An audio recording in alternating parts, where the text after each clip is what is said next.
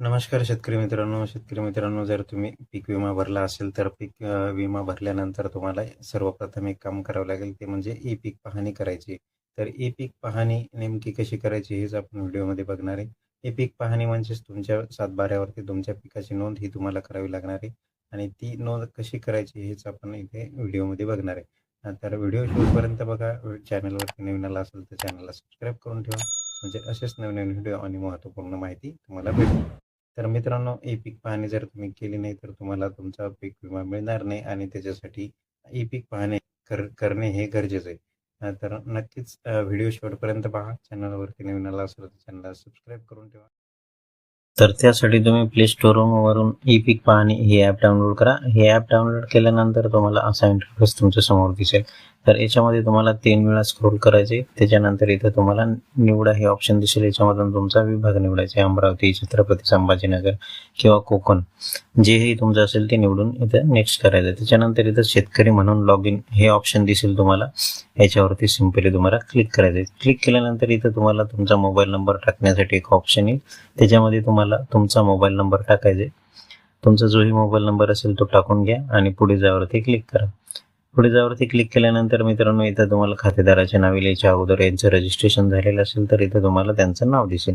त्याच्यानंतर 4 अंकी तुम्हाला संकेतांक टाकायचे. तो तुम्हाला माहिती नसेल तर तुम्ही त्याच्यासाठी नोंदणीवरती क्लिक करायचं. त्याच्यानंतर इथे तुम्हाला संकेतांक दिसेल तो टाकायचा आणि नेक्स्ट करायचं. नेक्स्ट केल्यानंतर इथे तुम्हाला भरपूर ऑप्शन दिसतील मित्रांनो.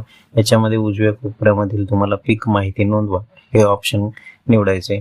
याच्यावरती क्लिक करा. क्लिक केल्यानंतर तुम्हाला असं दिसेल. इथे तुम्हाला नाव वगैरे सर्व माहिती दिसून जाईल.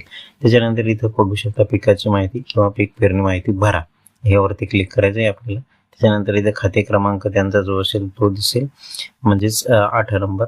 त्याच्यानंतर इथे तुम्ही त्यांचा सर्वे नंबर, गट नंबर निवडून खाली यायचं. खाली आल्यानंतर इथं खरीप निवडून घ्यायचे.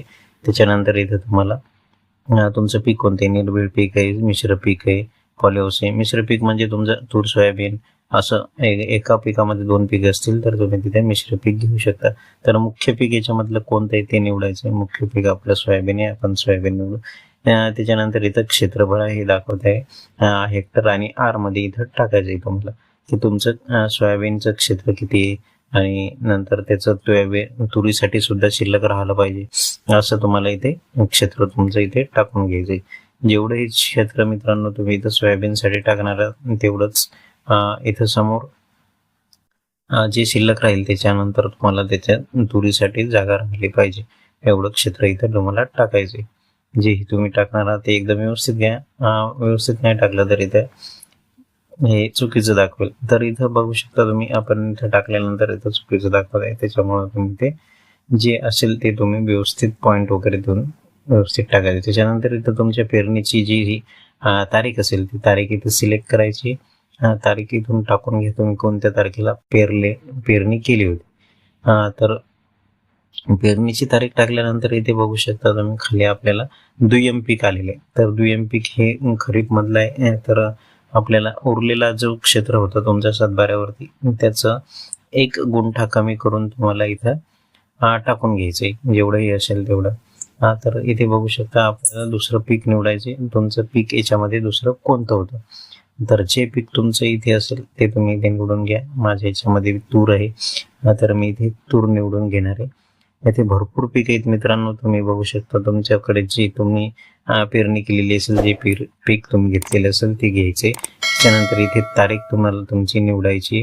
जी लागवडीचा दिनांक आहे म्हणजे पेरणीची तारीख आहे ती इथे निवडून घ्यायची. त्याच्यानंतर इथे बघू शकता खाली भरपूर ऑप्शन आहेत. याच्यामधून तुमचं काय असेल ते तुम्ही सिलेक्ट करू शकता. त्याच्यानंतर जलसिंचनाचे स्त्रोत तुमचे काय, विहीर आहे, बंधारा आहे, काय ते घ्यायचे. ते सिलेक्ट करून पुढे जावरती क्लिक करायचे. आता याच्यामध्ये मित्रांनो दोन्ही इथे चित्र आपल्याला म्हणजे फोटो काढून इथे अपलोड करावे लागणार. तर छायाचित्र 1 वरती क्लिक करायचे. 1 वरती क्लिक केल्यानंतर मित्रांनो इथे तुमचं जे पीक असेल सोयाबीन त्याचं इथे फोटो घ्यायचा 1 नंबरमध्ये. त्याच्यानंतर याला इथे बाण दिसते त्याच्यावरती राईट क्लिक करायचे. त्याच्यानंतर इथे छायाचित्र 2 आहे. छायाचित्र 2 मध्ये तुम्हाला परत एकदा फोटो घ्यायचे तुमच्या पिकाचा, ज्याच्यामध्ये तूर हे दिसली पाहिजे असं फोटो इथे तुम्ही घेऊ शकता. तर बघू शकता आपण इकडे तूर दिसत आहे, याच्यामध्ये दुसरीकडून या साईडने फोटो घेऊ म्हणजे ते व्यवस्थित होऊन जाईल. तर इथे झालेले तर अशा पद्धतीने तुम्ही मित्रांनो 2 फोटो घ्यायचे आणि पुढे जावरती इथे वरील टिक करून पुढे जावरती क्लिक करायचं. पुढे जावरती क्लिक केल्यानंतर मित्रांनो आपला इथे दाखवेल की आपलं रजिस्ट्रेशन हे मोबाईल नंबरवरती ट्रान्सफर झालेले. तर अशा पद्धतीने ही तुम्ही तुमच्या पिकाची नोंदणी करू शकता. अशी ही संपूर्ण माहिती होती मित्रांनो जी तुमच्यासोबत शेअर केलेली. तर मित्रांनो हे एकदम व्यवस्थित अशा पद्धतीने तुम्हाला भरायचे आणि असेच फोटो वगैरे काढून व्यवस्थितरित्या तुम्हाला इथे अपलोड करायचे.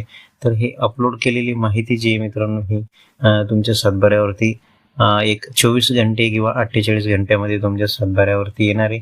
तर अशा पद्धतीने तुम्ही तुमची जी ही माहिती असेल ती तुम्ही इथे भरून व्यवस्थित एकदम अपलोड करून घ्यायची. याच्यानंतर दुसरंही कोणता तुमचा गट नंबर असेल अजून काही असेल तर ते दुसरा गट नंबर सुद्धा तुम्ही याच पद्धतीने याच्यामध्ये ऍड करू शकता. तर ही माहिती एकदम तुम्हाला आवडली असल्यास व्हिडिओला लाईक आणि चॅनलला सबस्क्राईब करून ठेवा म्हणजे असंच नवीन व्हिडिओ आणि महत्त्वपूर्ण माहिती तुम्हाला भेटत